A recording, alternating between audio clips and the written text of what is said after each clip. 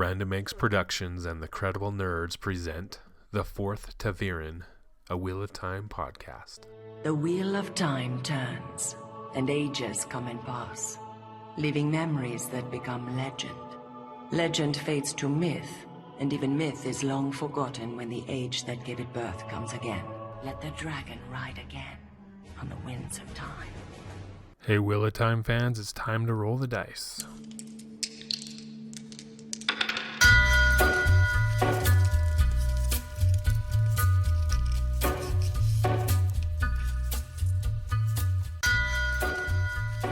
Welcome everyone to the Fourth Taviran, a Wheel of Time podcast. We are your hosts, the Credible Nerds. Today we'll be talking about chapters 16 through 20 from Book 1, The Eye of the World. And this is episode 4 of our Wheel of Time podcast. My name is Justin, and as always, I have my fellow Taviran with me, Mark. Hey guys, how's it going? So we want to thank our new fans and new listeners that have joined us recently. It means a lot to us that you guys have joined us here on the Fourth Taviran. Feel free to check out our other podcasts as well. We do a lot of Marvel movie reviews, DC reviews, Star Wars, Star Trek. But for this, the Fourth Taviran podcast, will be obviously focusing on the books from Robert Jordan's Wheel of Time series. While just a note, we try to keep the chapter reviews that we do, like in this episode 16 through 20, we try to keep them mostly spoiler free. We might let slip some minor spoilers here and there for those that haven't read the book, or it's been a while, maybe you've forgotten stuff and want to reread it for the first time. We tried to keep it mostly spoiler free. Yeah, we try to, like Justin's saying, we don't want to ruin it for anybody. We don't, because there's a lot of cool things that come out. A lot of information. Sometimes we get talking, and I've read this series maybe 5 times, right? So sometimes it's hard for me to remember what's been discussed and what hasn't compared to where we're at, or we just get talking, we say things. So things will slip out. We don't mean for it to happen. And so, but bear with us. If we're giving it way too much up, just let us know saying, hey, you guys are going too far, or this is perfect, perfect amount of information. Let us know so we know, because, sometimes what we think is great may not be awesome, and we want to make an awesome episode for you guys. So just let us know. Yeah, definitely. Reach out to us on social media. We're on Twitter at Credible Nerds. Same thing with Instagram at Credible Nerds. Send us an email, crediblenerds@gmail.com. So we'd love to hear from you. We've been having a little bit of back and forth with some fans on Twitter, and it's been great. So we enjoy that, and so keep it up. Moving into the chapter reviews, chapters 16 through 20. So we last left our heroes. They had made it to the town of Baerlon, and Rand and Matt had some scuffle with some white cloaks, and then they went back to the inn. When they get back to the inn, they find out that Nynaeve had arrived. She had followed them because she had this idea that she was going to save them, bring them back to the Emmons Field, and get them out of this mess that Moraine has dragged them into. They go back to the inn. They find that Nynaeve's there, and they find that Moraine, Nynaeve, Egwene, and Lan are kind of sitting together talking. They all sit down together. They ask, how did you find us? She says that she followed their trail, which Lan was kind of surprised to hear because he's like this master tracker and woodsman. He felt that he didn't leave a trail. There was a couple times in the previous chapters where he kind of erase their trail or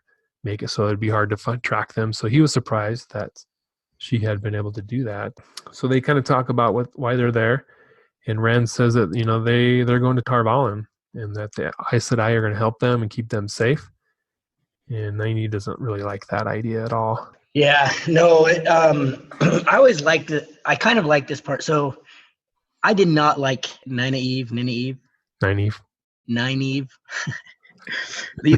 The pronunciation of these names are very important to our listeners, so I want to make sure I get them correct. I like that she showed up because I thought it showed how awesome the people from Emmons Field really are, or from Manetheren, right? Because here they are as like some country folk, and they're always overlooked. Like the whole book, Rand's just a sheep herder. What can a sheep herder do?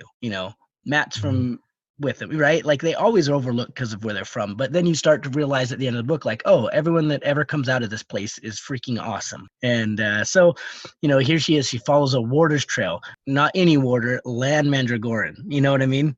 Yeah. And follows him, gets there. Then, like you said, I'm taking these guys home. I always thought it was like, oh, dang. Like I remember when she showed up my first time reading, I was just like, oh man, crap's about to get real. You know what I mean? Because she's so, they always talk about her like being so strong-headed, so everything. But then she gives, right? And as I was rereading this time, really starting to put things together, I wonder if she gives because Rand's a Taviran. Yeah, maybe. And he was saying, no, we have to go. Because that's totally out of her character to just give in to, especially the boys, right? Who she views as young and not knowing what to do with their lives.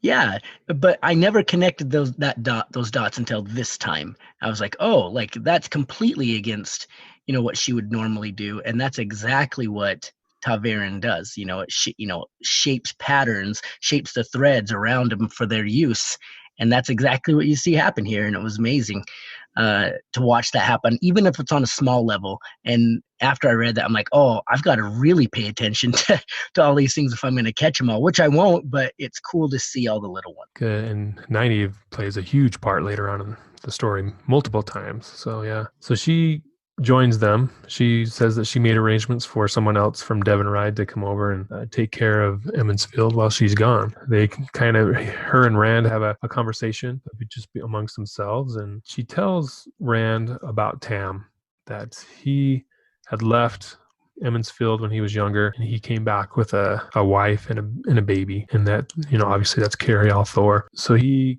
found out that Tam did leave, and he was born outside of Emmonsfield, which is where he's at right now. He's trying to find his identity. His world's been rocked when he found out that Tam might not be his father and wasn't his father. He's trying to put those pieces together.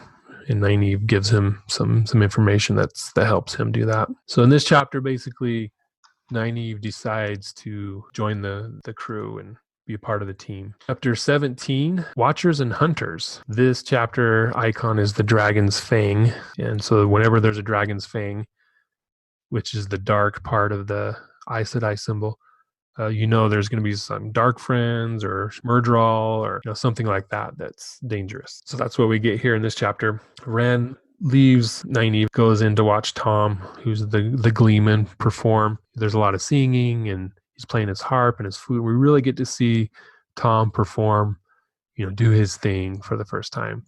We see how awesome he is. And Tom's always been one of my favorite characters. When I first read it, I really enjoyed him and his interaction with Rand and Matt and just everyone, all the stuff that he can do. He comes across as this gleeman who's just out for entertainment, but yeah, he's got this danger side to him too. So this was good to see. Yeah.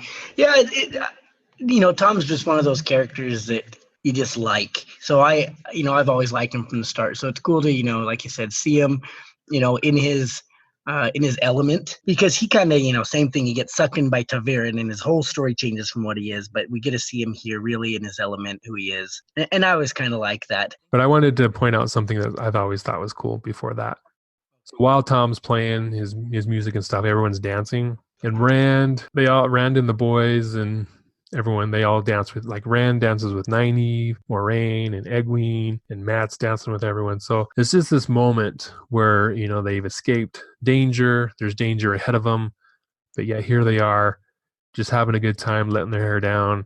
Moraine's even dancing, who she's really, usually pretty protocol by the book type person. But here she is just having fun with everyone. So it's kind of one of those last moments where they can have a good time before everything just falls apart. Yeah, I guess I didn't recognize that. Like, I guess, as you look at the book as a whole, that's true, right? It is really the last time where things are just semi-normal. Yeah, it's good that they had that moment. And even they refer back to it. I'm a couple books ahead, and there was a part where Matt was kind of thinking about, man, I even danced with Moraine. That's crazy. So they remember it books later, which is kind of cool. You know what's always funny about Matt? I think it's like the most hilarious thing in the world is that he hates Aes Sedai, but he's always with them. Always. Right? This is the most funny thing ever, I think. It's wherever he goes. It just cracks me up. I don't know why. It's like one of those little inside jokes or something. I don't know. But this makes me laugh. Yeah. So after this, they leave the common room and the dancing kind of dies down. Rand sees the Murderal. The Murderal tells him that he belongs to the Great Lord of the Dark. Then he leaves. They have this thing where they can travel by the shadows. So they can enter a shadow and disappear. And I think they transport themselves to somewhere else where there's a shadow. That's the impression I always got. So this Murderal does that. So Lan shows up with a sword. And then Rand tells him, what just happened. And so Lan tells him, okay, we got to get out of here. So they all pack up their stuff and go to the stables, get on their horses, and start to head towards the gate to head to Camelin, which is east.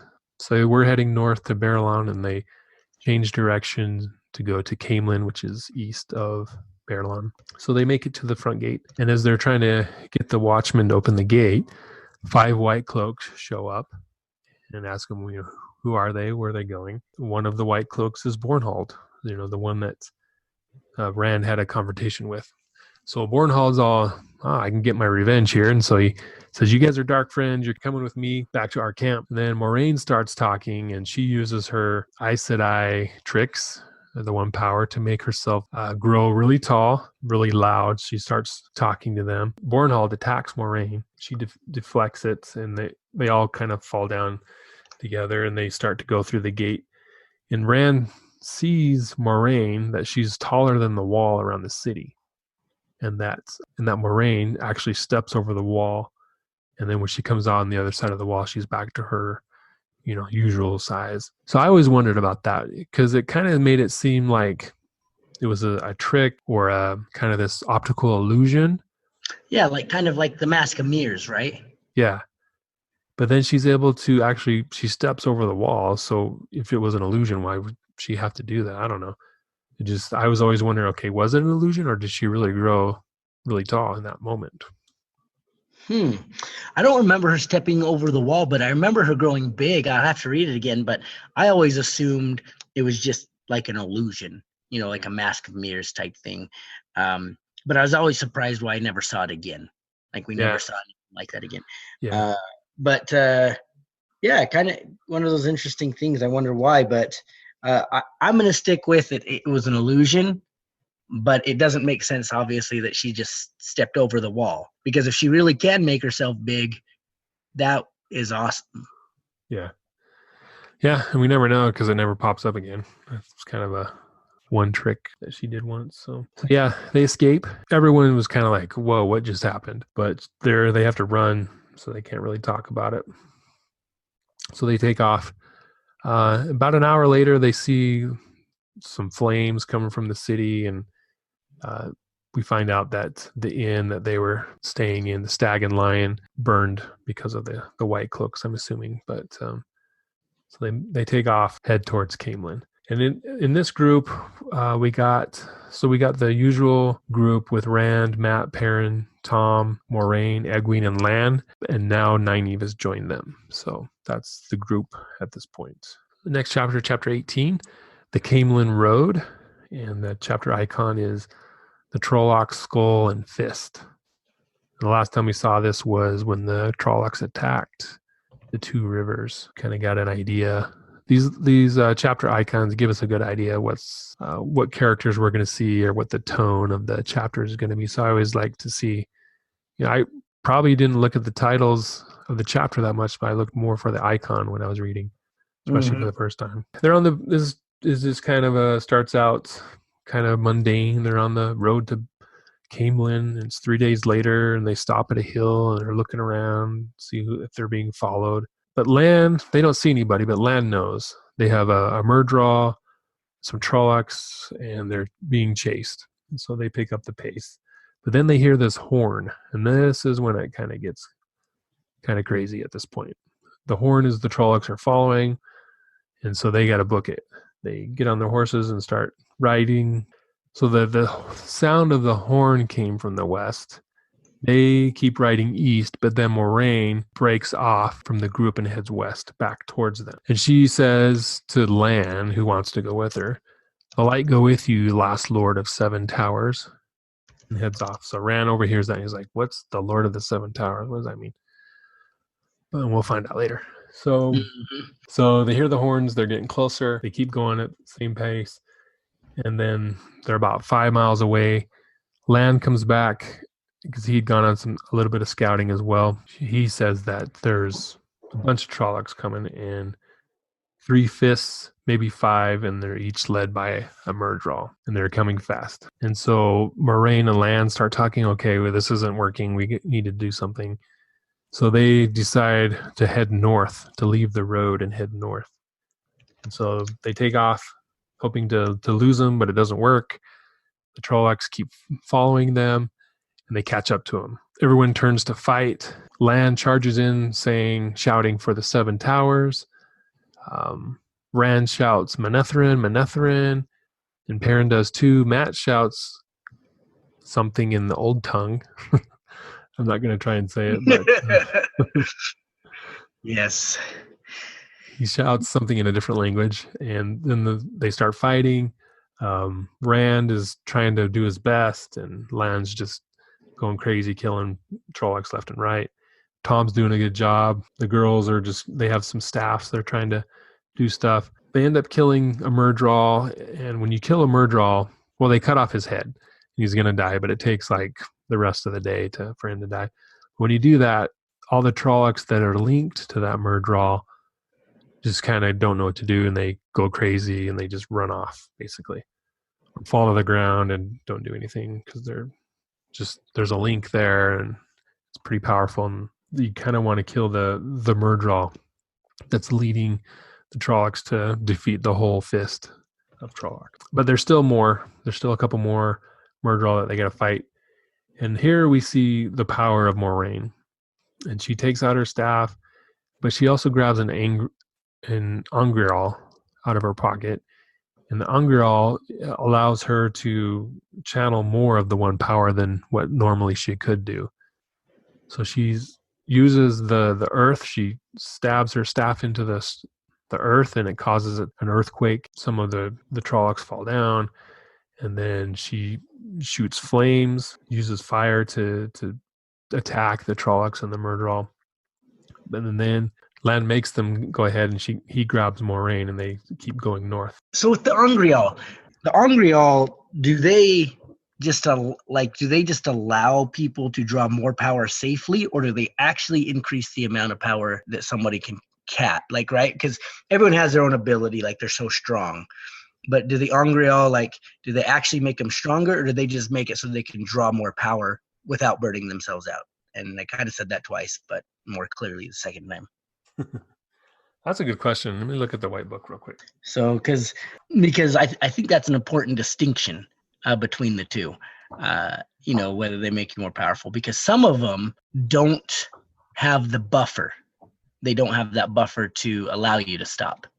It doesn't take you to a certain point and then stop. It just allows you to draw however much you want, which I always kind of felt weird, because it's like, well, you could do that anyway. All right, so the white book has this to say. One of the ways to reduce the chance of accidental stealing or burnout is to use an Angreal and Sangreal, artifacts made during the Age of Legends. They enhance the channeler's ability to draw and focus the one power. An Angreal allows the channeler to safely control a greater amount of the power than she or he could possibly draw unaided. So Angreal are similar, but much more powerful. So it sounds like both, right? Yeah. It buffers them from burning out, but it allows them to draw more. So it makes them actually stronger. Yeah. And it prevents it's a buffer so they don't burn themselves out, because if they don't have an Angreal, they can still themselves, but the Angreal prevents that. Okay. No, that's good to know. I've always, I was never really 100% sure on that.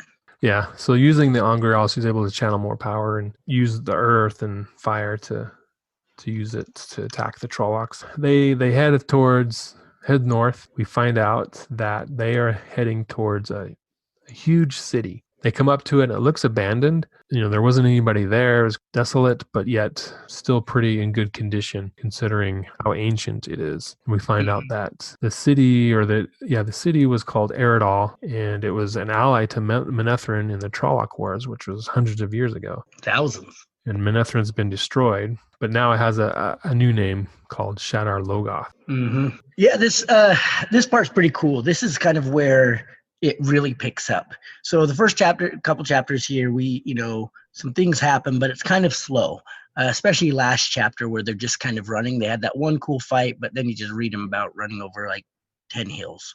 Whoopie-doo.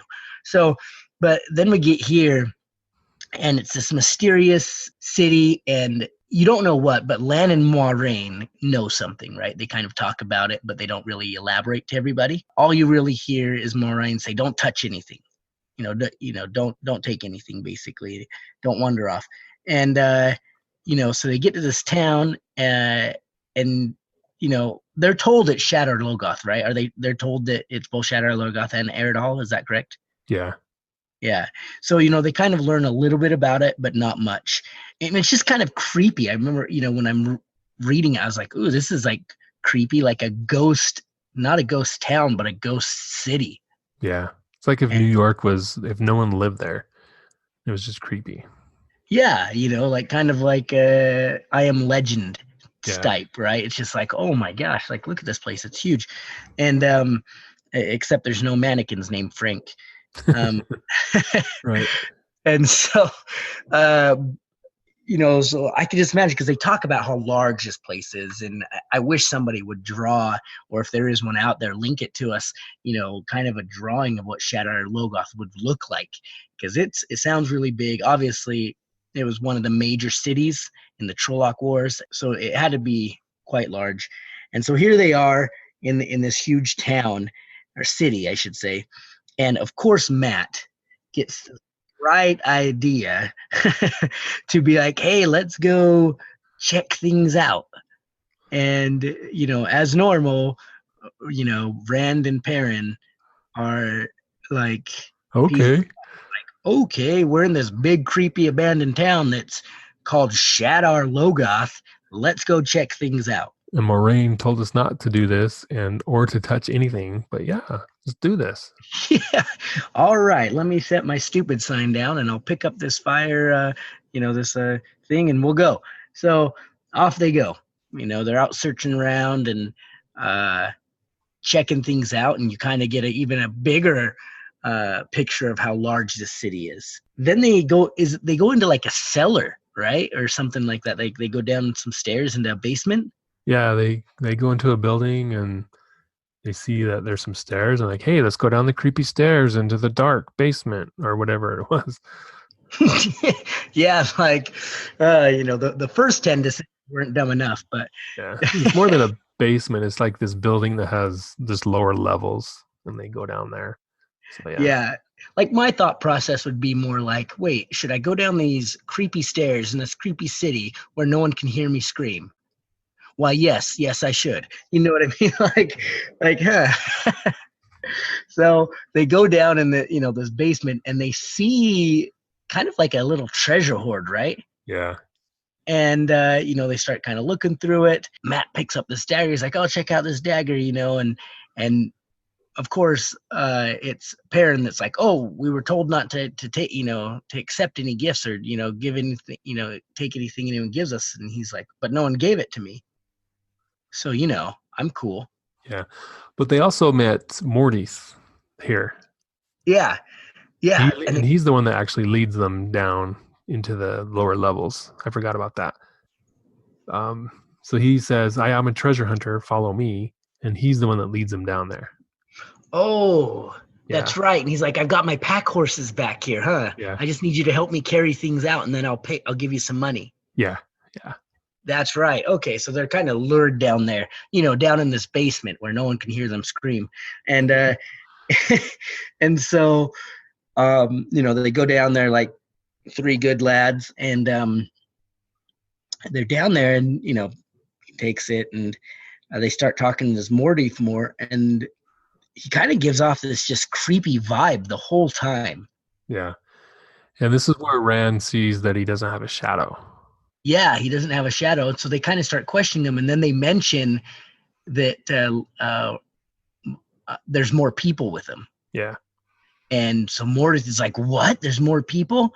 And then I think they say that one's an Aes Sedai, and then he kind of starts getting out of control then, right? Yeah. He gets mad at him and he disappears. And so they're like, oh, that's creepy. Well, let's go back and we won't tell Moraine that we stole this knife from Shadar Logoth. And, so obviously dumb choices follow dumb choices, but the whole time you're reading it, you're just so engrossed. I really liked this whole part, and Mordith is, well, we get to read about him pretty much forever now. Not all the time, but he's always around and he's always a big player. So he's, someone to look into. I'll talk about him a little bit more in one of my, side discussions. But long story short, Mordith is basically represents an evil that destroyed evil, right? I don't know how else to explain it. Would you explain it like that? Yeah.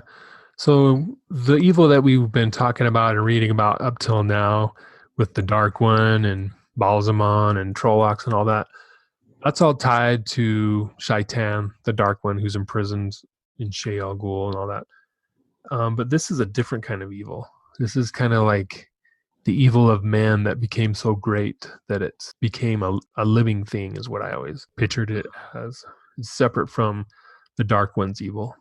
Yeah, and in the White Book, they kind of describe it, if I remember right. They say something like that the people of Arid Hall decided to fight the shadow with evil tactics. Yeah. Making them evil in their own right. So they finally became so evil, and no one knows what happened. The people just disappeared. Whatever it was, whatever the evil was, became so bad, it finally warped itself into something else.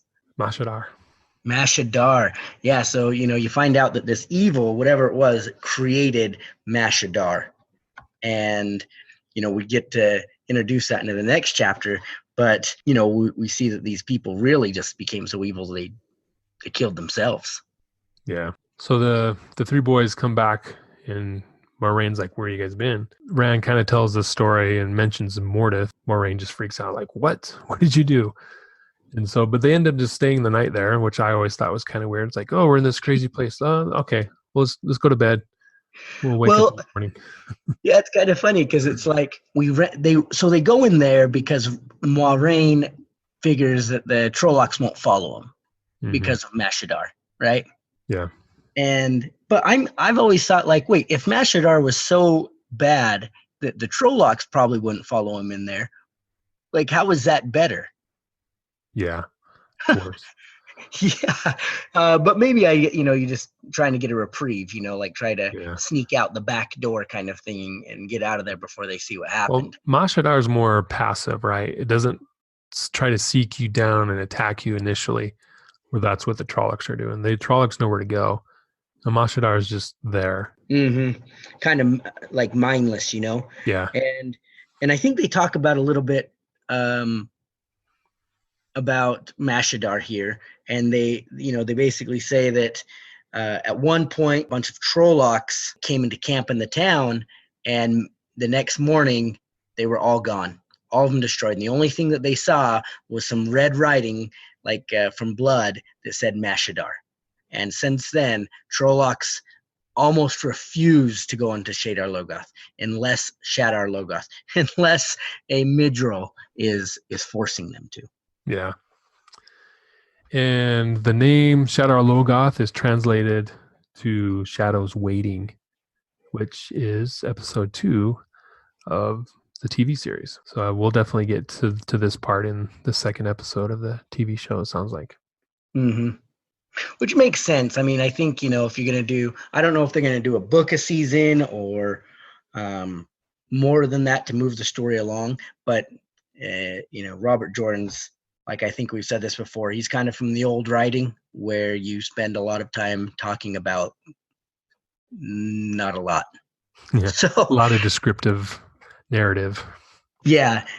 So you spend a lot of time reading about descriptions. So, obviously in the movies or the TV series, you can't just put that in a movie. That'd be crazy. So you're going to see 2 episodes is going to be, 12 chapters. Yeah. Or more. Oh yeah. Or more. Yeah. In some cases. Yeah. And these chapters are quite long. Like, right. We're like 100 pages in the book already. The next chapter, chapter 20, is called Dust on the Wind. Wasn't there an old country song called Dust in the Wind? Dust in the Wind. Yeah, that's exactly what I thought of. I started singing that song in my head when you said Dust on the Wind. I'm like, nothing but dust in the wind. Yeah. You just heard me sing. I apologize. This chapter icon is Trolloc, Skull, and Fist. So it's the next day. They're trying to sneak out the back door, like you said. Lan's leading them through the city, but then things start to go south. Matt, Rand, and Perrin and Tom kind of get a little too far behind Lan and Moraine. And so they see, as they are kind of spreading out, all of a sudden this silver fog starts to come out and separates Lan and Moraine from the others. We find out that this fog is Mashadar, and you can't touch it, because if you touch it, you'll die. So do you ever play The Floor is Lava when you're a kid? This is kind of this on steroids. So they stop. Moraine tells them, hey, this is Mashadar, don't touch it.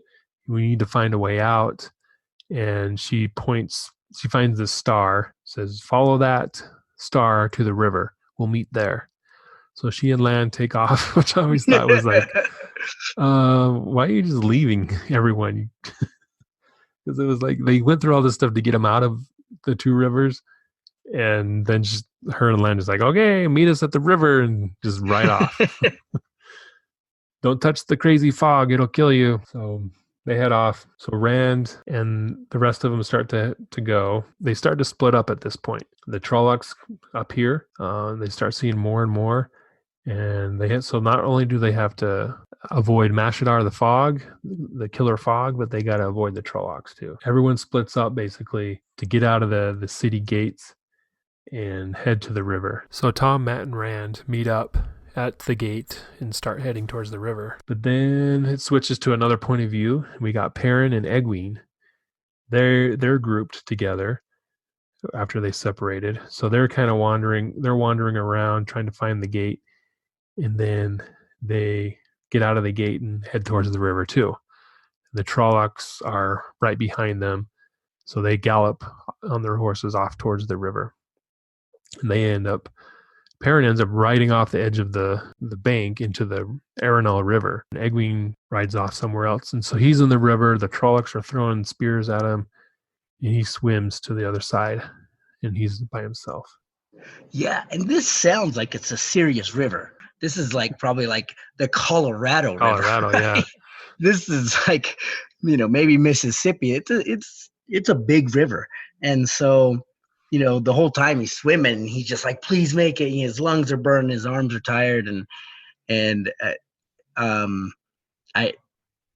know about you, but when I was reading this part, I was like reading so fast, right? Because you're like, oh my gosh, what's going to happen? These guys are running. The Trollocs are going to get him. Mashadar is going to destroy people. And, we saw the Trollocs get killed by Mashadar.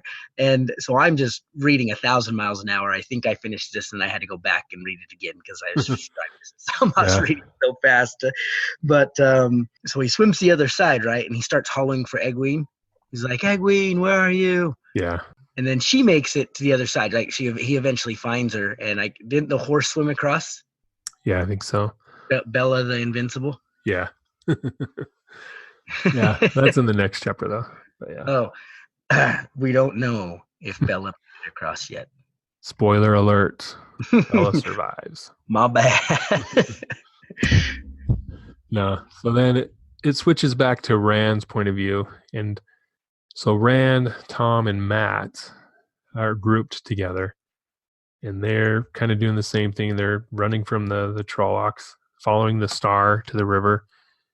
And just as they get to the river, or close to it, 3 Trollocs jump out of the trees, and Tom kills 2 of them.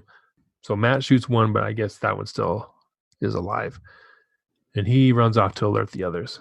So then they reach the bank, and they see a boat there, a ship. on the river.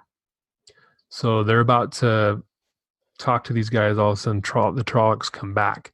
So they just jump on the boat and are like, go, go, go, you got to go.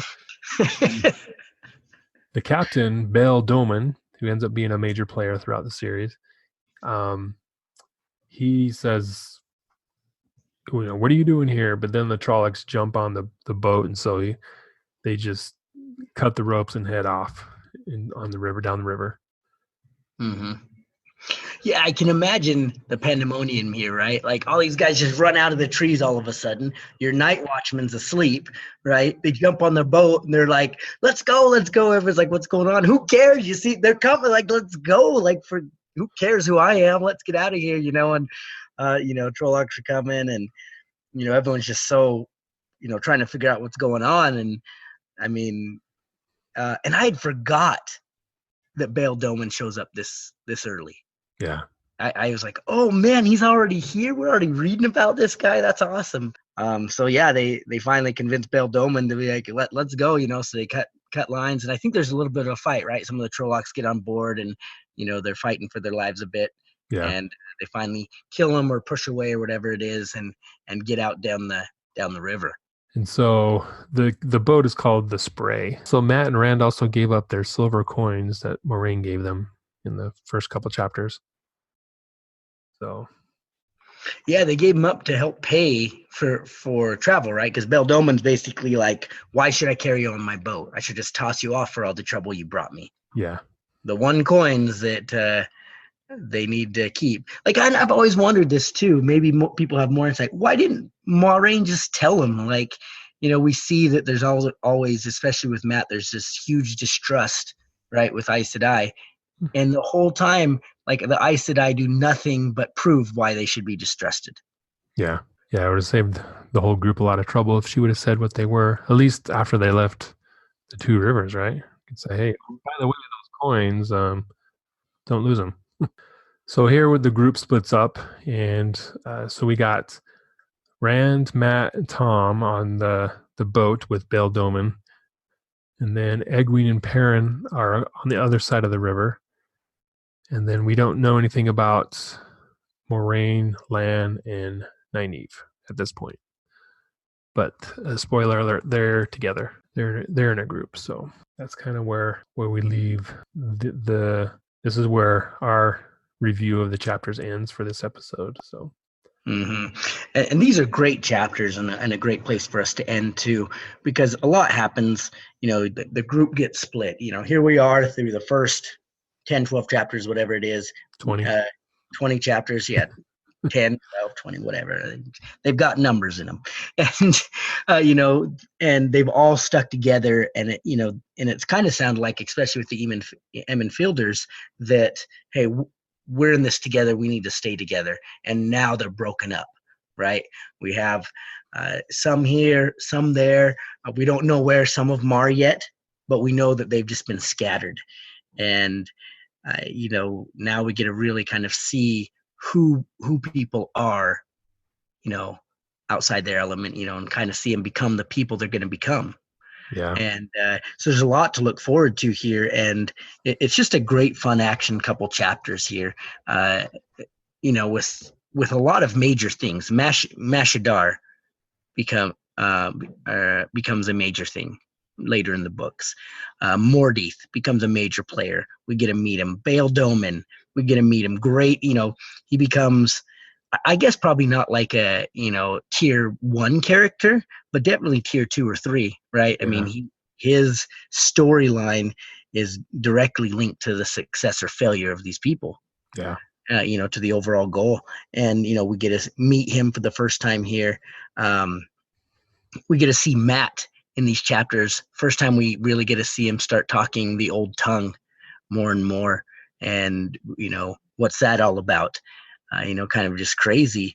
I really enjoy these chapters to, a great opening to where we're going to go. If that makes sense, you know what I mean?